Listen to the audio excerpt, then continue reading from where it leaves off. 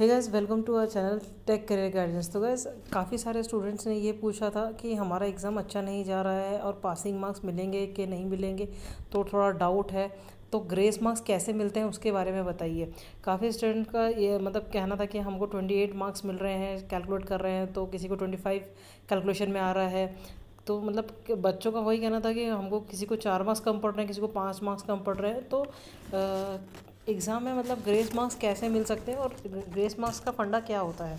तो guys listen, अगर आप एग्ज़ाम आपके अगर आपका एग्ज़ाम में 2 या 3 मार्क्स से बैक लग गया तो आपको कितने मार्क्स पास होने के लिए चाहिए उसके बारे में हम बताते हैं। सो गाइस, इस वीडियो में हम आपको बताएंगे कि अगर आपको पेपर में 2 या 3 मार्क्स से बैक लग रहा होगा या जितने भी मार्क्स से बैक लग रहा होगा तो ग्रेस मार्क्स कैसे मिलते हैं। ठीक है, ग्रेस मार्क्स को कॉन्डो बोलते हैं। ठीक है, कॉन्डो लगना मतलब आपको ग्रेस मार्क्स मिला है। अभी हम आपको बताते हैं ये ग्रेस मार्क्स होते हैं कैसे होते हैं। तो ग्रेस मार्क्स जो होते हैं ये 2 टाइप से होते हैं। सपोज़ एक सब्जेक्ट में आपको 10 मार्क्स पड़ रहे हैं। ठीक है, अगर आपका किसी सब्जेक्ट में आपको 28 मार्क्स मिले हैं और आपको 18 आपको 28 मार्क्स चाहिए थे और आपको 18 मार्क्स मिले हैं, आपको 10 मार्क्स से कम पड़ रहा है। ठीक है, आपको 28 मार्क्स चाहिए थे बट आपको 18 मार्क्स मिले हैं, तो 10 मार्क्स से आप फेल हो रहे हो। तो यहाँ आपको 10 मार्क्स कम पड़ रहे हैं।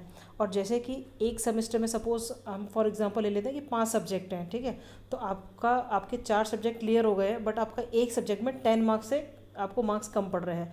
तो गाइस, आपको ऑटोमेटिक जो आपका जिस सब्जेक्ट में फ़ेल हो रहे हो ना उस सब्जेक्ट में मार्क्स मिल जाएंगे और आपका सेमेस्टर जो है वो और क्लियर हो जाएगा। तो ये 10 मार्क्स वहाँ पे मिल जाते हैं। ठीक है, तो ये एक प्रकार का कॉन्डो होता है, एक प्रकार का ग्रेस मार्क्सिंग होती है। बट याद रखना कि जहाँ पे भी आपको जिस भी सब्जेक्ट में आपको ग्रेस मार्क्स मिलते हैं वहाँ पे स्टार मार्किंग दिखाई देती है। उससे फ़र्क कोई नहीं पड़ता, बट हाँ, सामने वाले को ये पता चल जाता है कि आप ग्रेस मार्क्स से पास हुए हैं। ठीक है, सेकंड टाइप का ग्रेस मार्क्स कैसे होता है ना गाइस। अब हम बात करेंगे कि सेकंड टाइप का ग्रेस मार्क्स कैसे होता है। इस केस में कैसा होता है कि सपोज़ अगर आपके एक सेमेस्टर में 5 सब्जेक्ट हैं और आप उसमें से आपने 2 क्लियर कर लिए हैं, 2 सब्जेक्ट में पास हो और 3 सब्जेक्ट में आप 2 या 3 मार्क्स से फेल हो रहे हैं। किसी सब्जेक्ट में आप 3 मार्क्स है, किसी में 4 मार्क्स है, किसी में 5 मार्क्स हैं।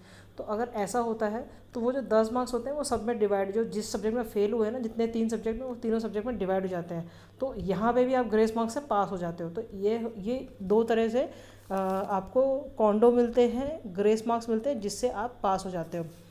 तो गाइज़, आई होप आपको समझ में आ गया होगा कि अगर आपको किसी पेपर में कम आ रहे होंगे, कहीं आपको ऐसा लग रहा होगा कि यहाँ सब्जेक्ट